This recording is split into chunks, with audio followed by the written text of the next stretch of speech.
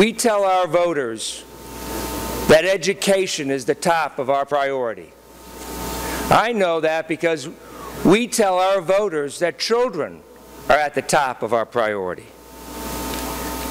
Yet that doesn't seem to be the message that the Republican Party and the governor is sending to our citizens of this state.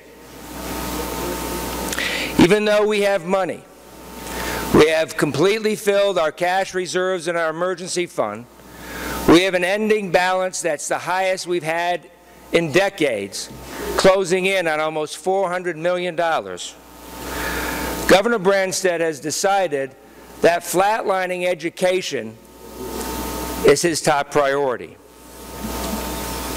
This is not just a priority of not funding our local schools 0% for 1 year. This is a priority in which the governor, and it appears the Republican Party in both the House and Senate, has decided to do it for an unprecedented second year. I'm hoping that some of my colleagues will take a moment and think about the consequences that this will have on our local school districts. I'm especially hoping that those senators that are in growing communities will know that this is going to not only increase the capability of our local school districts from responding to the growing needs of their community, that the more children coming into their local schools will now be faced with fewer teachers and larger class sizes. These communities will lose a big time if we go with the Republican and the governor's recommendations. These communities have a natural increase of revenue that they could use because they're growing. They have more families, more businesses. But we're saying to them, no, doesn't matter how much your communities are growing, even if you're a property tax poor community, you will not get our tax aid.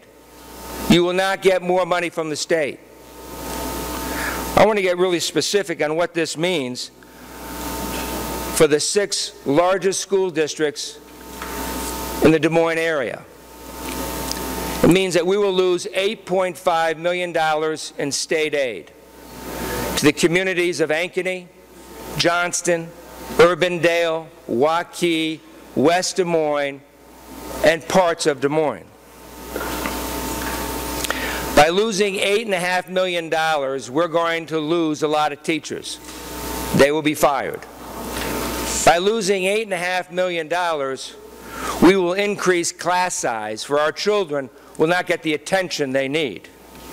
And by losing $8.5 million, we will be raising property taxes. Now specifically, I'm talking to my colleagues, Senator Ward, Senator Zahn, and Senator Whitver. Colleagues that we've worked with on this issue for a long time. Ladies and gentlemen, we need to have you consider working within your party, within your caucus, and any contact you have with the governor's office to tell them what this means for your schools, for your children, for your families, your constituents, and your taxpayers.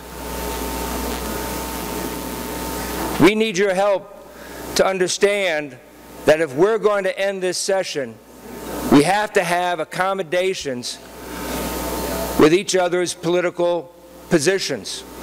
But these are not just political positions. These have real consequences to families in our communities. And to stonewall them is a disservice.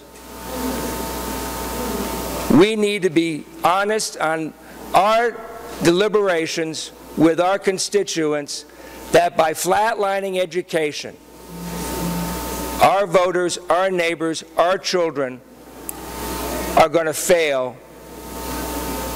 And if they fail, we have failed.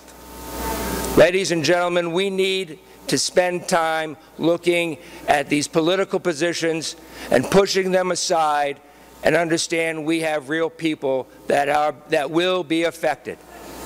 I ask your consideration when we start in the last 2 or 3 weeks of this session to move some of your political leaders, some of your political constituents, talk to your school boards, talk to the teachers, but mostly we want you to talk to the governor.